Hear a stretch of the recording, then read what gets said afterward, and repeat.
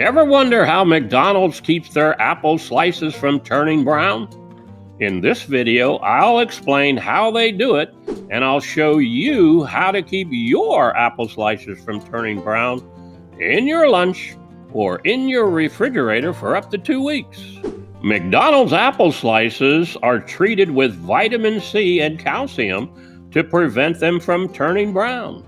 Let me show you how you can use vitamin C to keep your apple slices fresh. We can use anything that's high in vitamin C to keep our apples from turning brown. We can use oranges, lemons, grapefruits, or even pineapple to keep them from turning brown.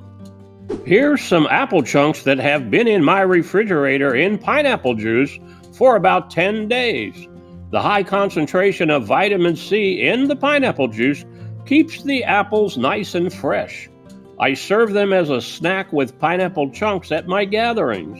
And yes, I do add a splash of vodka. If you want to keep your apple slices fresh and prevent them from turning brown in your lunch, simply add a couple slices of oranges, lemons, or grapefruit. Thanks for watching.